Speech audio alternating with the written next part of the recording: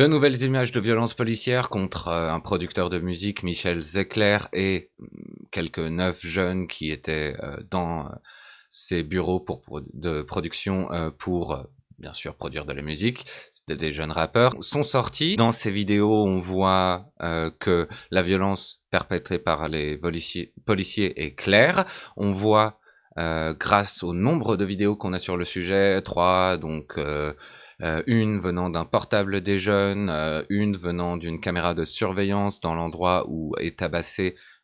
Michel Zecler, et une venant de l'extérieur dans la rue où sont traînés Michel Zecler et les 9 jeunes, et tabassés dans la rue aux yeux et au su de tout le monde. Bien sûr, les policiers s'arrêtent de tabasser quand quelqu'un dans la police avertit gentiment ses camarades qu'il y a une caméra qui les filme. Du coup, cette violence est incontestable. Ce qui est incontestable aussi, c'est le fait que malgré ce que les policiers ont dit sur ce qui s'est passé au travers de leur rapport, non, Michel Zecler n'a pas tenté de prendre leur arme. Non, Michel Zecler n'a pas essayé de les taper au préalable, et n'a même pas essayé de se défendre pendant qu'il était roué de coups. C'est intéressant de voir comment, bien évidemment, la police est toujours dans cette mécanique d'essayer de rendre la victime coupable de suffisamment de choses pour justifier la violence qu'elle perpétue. Bien sûr, aujourd'hui, ils sont déjà en train d'essayer de décrédibiliser cette victime en allant chercher quelque chose dans son casier judiciaire. Non, même pas dans son casier judiciaire. C'est-à-dire que si ça avait été dans son casier judiciaire, ça aurait été quelque chose pour lequel il aurait été condamné. Mais en vérité, ils sont allés chercher des choses pour lesquelles il n'a pas été condamné. Donc ça veut dire qu'il n'y a eu aucune preuve contre lui, qu'il n'avait pas commis les choses dont il a été accusé, ou en tout cas qu'il n'a pas été trouvé coupable, au minimum. Tout cela remonte à plus de 10 ans, donc en 10 ans, quelqu'un change, bien évidemment, on peut en être certain, et en plus de ça, encore une fois, il n'a pas été condamné. Donc, toujours la même mécanique. Les policiers vont aller essayer de justifier leur violence en catégorisant la victime comme un criminel, comme quelqu'un qui méritait plus ou moins, même si argumentablement même un criminel, tant qu'il ne commet pas de violence à l'égard du policier, ne mérite pas de se faire tabasser comme ça. Tout ça dans une tentative de se sauver des peines judiciaires qu'ils encourent, de par le fait qu'effectivement ils aient commis des actes illégaux. Tout ça se passe dans le contexte où le gouvernement a déjà fait passer une loi en première lecture, puis fait pleinement passer cette loi sécurité globale à l'Assemblée nationale, une loi qui permet, au travers de l'article 24 de cette loi, de criminaliser davantage la diffusion ou la prise d'images de policiers. Il faut comprendre qu'il y avait des gens qui voulaient aller beaucoup plus loin et qui voulaient forcer le floutage de la tête des policiers dans quelque image qui soit diffusée. Bien sûr, le gouvernement disait que cela ne toucherait pas la liberté de la presse. Or, nous avons déjà vu que au travers de la manifestation qui s'est passée samedi devant le Sénat, que les policiers n'hésitaient pas à... Alors qu'à l'époque, elle n'avait même pas été encore définitivement adoptée, utiliser cette loi comme prétexte pour violenter ou pour au moins menacer de mise en inculpation les journalistes qui ne faisaient que leur travail. Avec un peu de chance,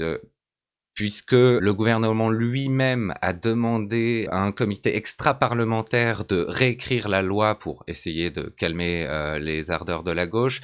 chose qui a extrêmement énervé les membres du Parlement, puisque effectivement, censément, c'est seulement les membres du Parlement qui sont censés pouvoir réécrire les lois, ou les membres du Sénat. Du coup, avec un peu de chance, ça a créé suffisamment de dissensions au sein du Parlement pour que cette loi soit plus que réécrite, pour que l'article 24 soit extrait de cette loi. Ce serait la meilleure chose à faire. Personnellement, j'aimerais que la loi sécurité globale dans son entièreté soit retirée et ne plus passe pas, mais elle est déjà adoptée, donc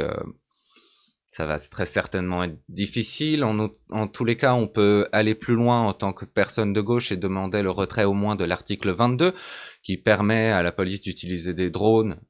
pour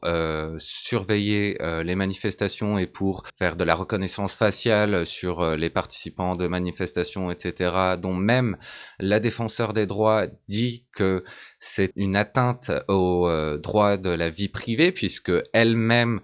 ne voit pas comment elle pourrait limiter la police à ne pas utiliser ces dispositifs-là pour regarder à l'intérieur des appartements. Intéressant que même la défenseur des droits n'ait pas suffisamment confiance à la police. Et encore une fois, il y a de bonnes raisons de ne pas faire confiance à la police. Parce que eux-mêmes n'ont pas respecté la loi d'utiliser des drones à la manifestation de samedi d'avant pour surveiller cette manifestation. À l'époque, très clairement,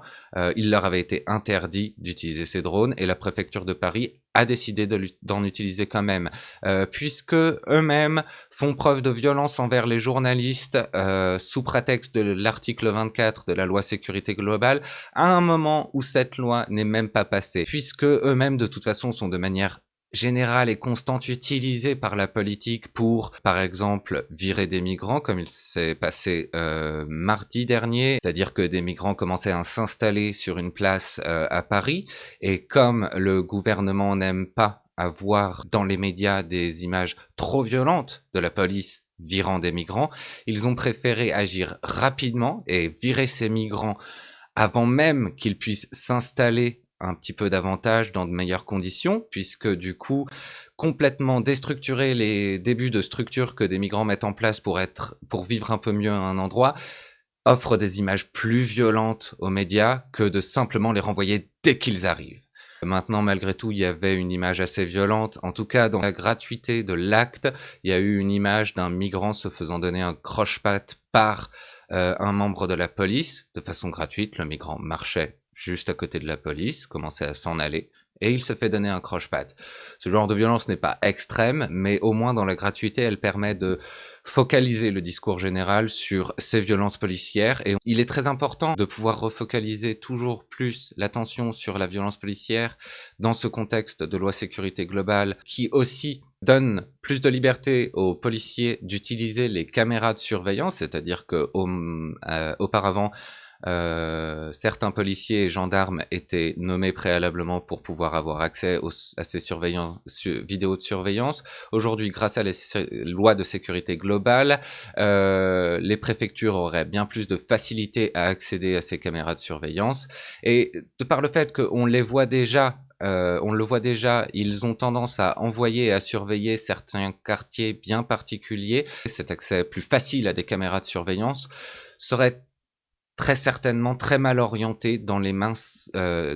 simplement de la police. C'est pour ça qu'il faut au préalable une sélection, c'est pour ça qu'il faut plus de pouvoir de la part des juges pour qu'ils puissent juger de si oui ou non la police a une bonne raison d'utiliser les caméras de surveillance, de voir les images d'une caméra de surveillance, etc., etc. Du coup, on peut, d'une certaine manière, bien sûr, ne pas être content du fait que Michel Zecler ait été tabassé de cette manière, mais on peut être content que des images puissent être diffusées de cette violence, particulièrement dans le contexte dans lequel on vit.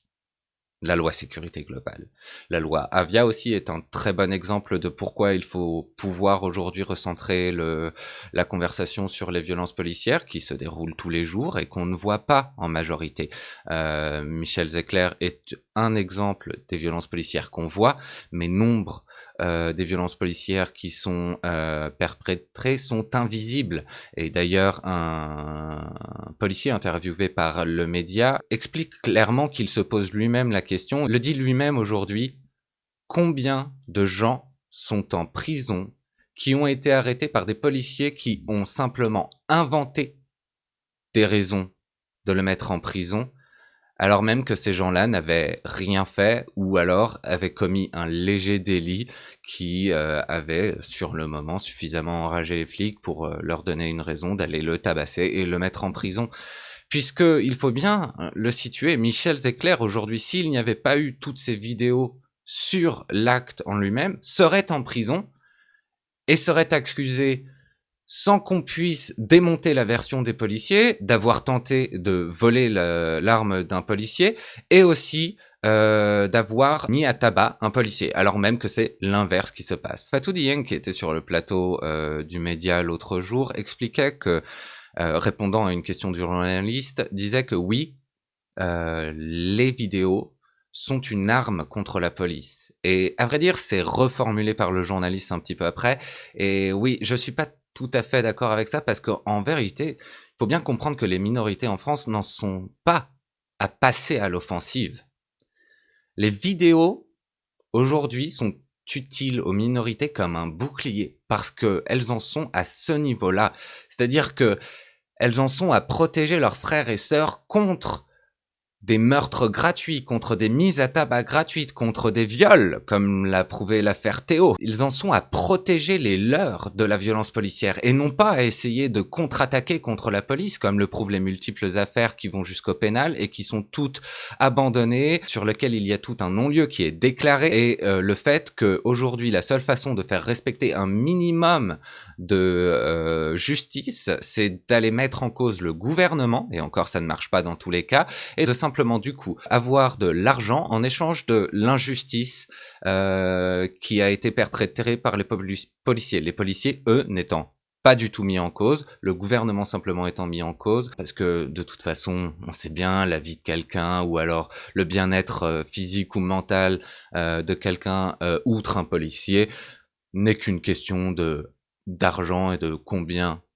d'argent ce bien-être ou cette vie vaut. J'ai réfléchi à tout ça, et s'il y a quelque chose que je veux essayer de faire au travers de ce que je fais et des vidéos politiques que je fais par-ci par-là, même si je suis très inconstant, parce que je me sens pas nécessairement utile au discours, j'ai pas forcément quelque chose de très pertinent à dire. Malgré tout, je pense qu'il y a une importance vitale à rajouter des voix de gauche dans les médias d'aujourd'hui, que ce soit les médias mainstream, mais aussi les médias comme Twitch, les médias d'internet sur lesquels les jeunes s'investissent beaucoup. Et aussi, si je peux,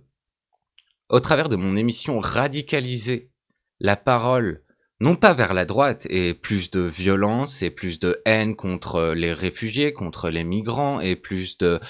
liberté pour le marché qui est en train de nous opprimer tous, et moins de droits pour la femme, etc., etc. Mais radicaliser la parole vers la gauche, et donc plus de démocratie, plus de d'équilibrage des pouvoirs, plus de répartition des ressources et des pouvoirs politiques, c'est quelque chose que j'ai envie de faire. Je voudrais radicaliser la parole vers cette gauche pour que éventuellement le gouvernement puisse regarder à nouveau les gens comme Fatou Dieng, les gens dont Lamine Dieng a été tué par des policiers, des gens comme toutes ces minorités qui demandent simplement plus de justice sociale et qui aujourd'hui sont vus comme des radicaux simplement parce qu'ils ont un discours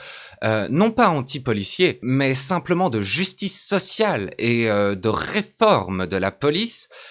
Si je peux radicaliser suffisamment la parole pour que le gouvernement et les policiers regardent ces gens-là comme des gens plus raisonnables avec lesquels il faut négocier et avec lesquels il est raisonnable de négocier, j'en serais fier. Si on doit faire une comparaison entre la gauche et la droite, la gauche n'est pas réellement,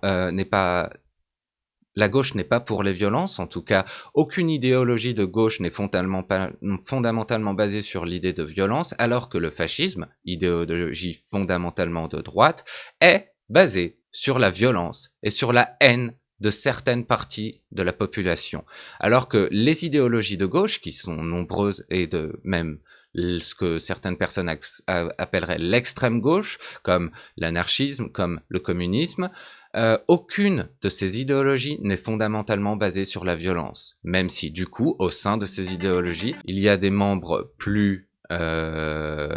radicaux que d'autres qui sont pour la violence.